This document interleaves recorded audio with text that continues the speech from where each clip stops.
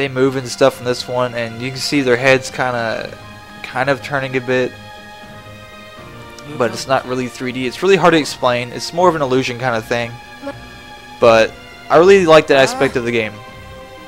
And all that, they did really good on the character designs and stuff like that. The battle system is really good. I wouldn't really call any of it intuitive, except for this. I've never seen this in a game before. Especially tactical grid-based games like this Gaia. They use 2D characters and they don't really move that much. But on this game they do. They show emotion. Their heads move and all that kind of stuff. There's a lot of characters. They're all likable in my book. Some of them aren't likable, but you know, whatever. And yeah. I should probably talk a little bit about the story, which the story in this one and in the first one aren't too bad. It's basically your good and evil kind of game. In the first one, it's basically the gods are mad, and there are things called larvae, which are mini-gods. And the mini-gods are basically becoming evil. There's not much of them anymore. You know, stuff like that. Oh, here's a choice thing. Go back to the backlog here. If you push Y and go to a backlog, you can actually look at all of the phrases that you might have missed, and you can actually click it and it'll play the character's voice. Now let's go make a decision. Let's see if no matter which one I choose, it's gonna have an effect on the game. So let's click deny it. And you can see there characters' stats went up and down. You know, the faces change. Every 2 decisions make a block or take away a block. So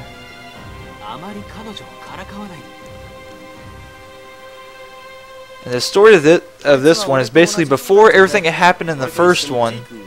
Kind of things repeat after this one and the first one, but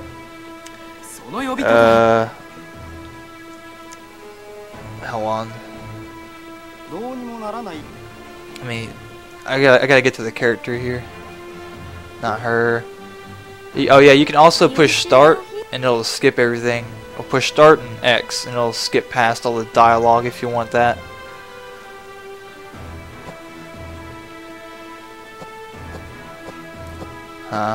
Well, there's a character in here called Mamel. And what happened was the main character was starting to die. So Mamel gave all of her power to the main character so that he could live. And by doing that, she got rid of all of her power and lost some of her memory, or most of her memory actually.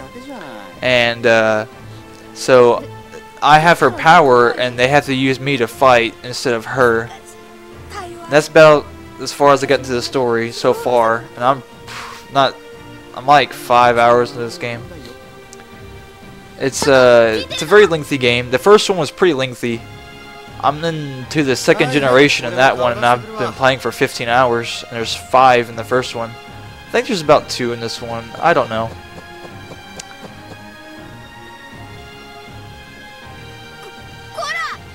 And this game is pretty humorous, especially if you like quirky kind of games. This one's kind of quirky at times. Some of the characters fight, you know. Gravity times 1 attained. I'm not sure what that was for. It's really reading. So, and each time an event comes up, let's see if it's loading the screen here. You get new areas that'll lead to the other event, and you can't go over there until you beat these orange circles. And here's the map, pretty big map. You're probably going to be using all of this throughout the game. It's basically, like I said, it's kind of like Final Fantasy Tactics. And you can also go back to certain spots that have events and unlock bonus scenes and stuff.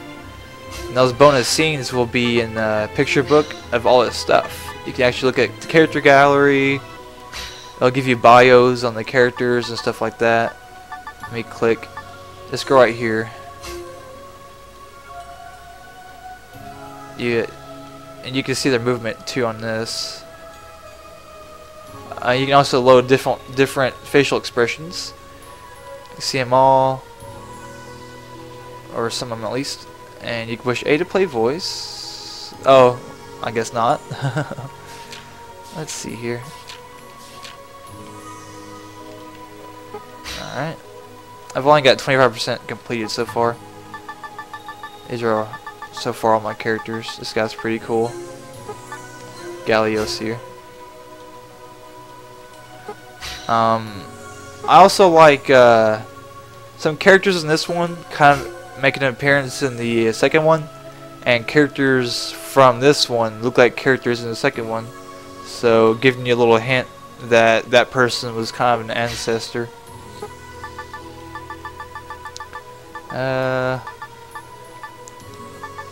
Let's see. I'll show off my favorite character here, Eugene. He's pretty funny.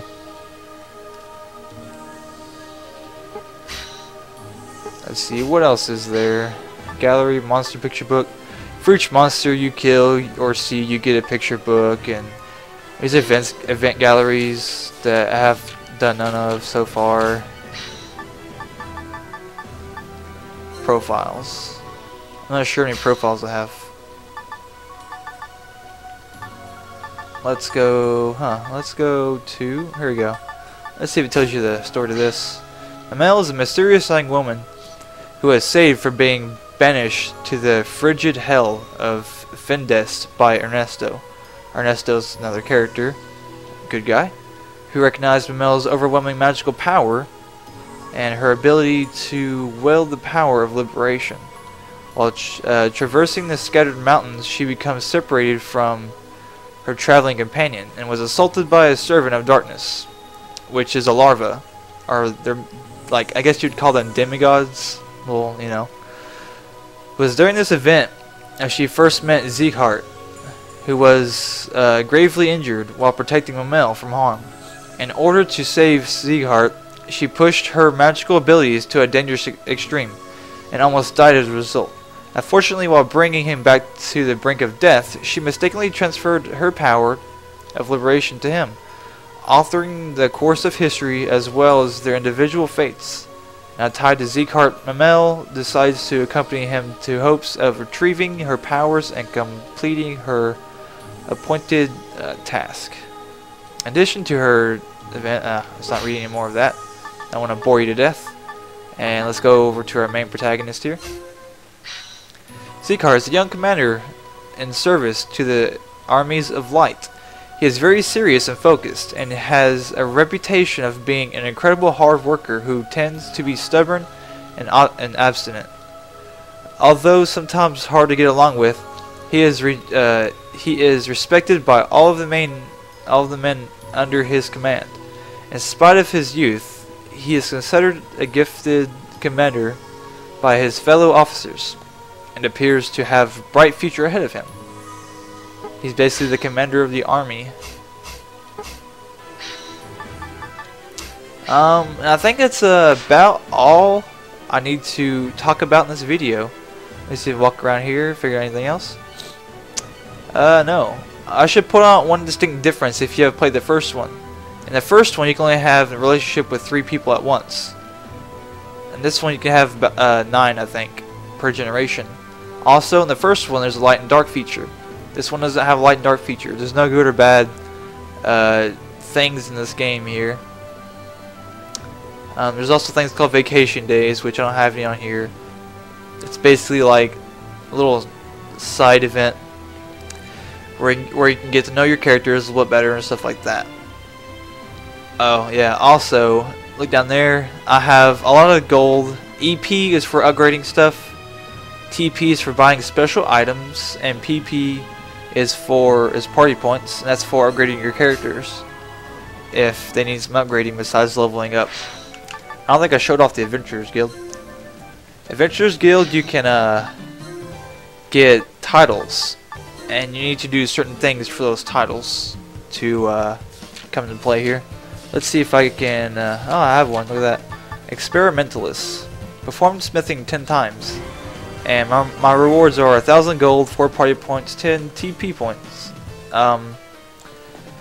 Let's see, I got magic up, ice needle, and thunder element. Thunder element's a smithing thing to make items, of course.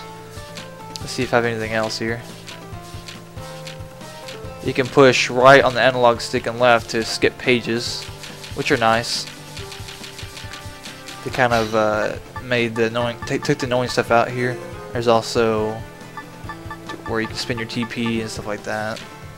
Some stuff is really expensive, and I don't know how you'd get that. And you can research skills if you have the books and the materials. Well guys, thanks for watching. I'm gonna give a shout out to a very special person that has helped me, what's the word? Give me confidence for this. Agarest, you are awesome.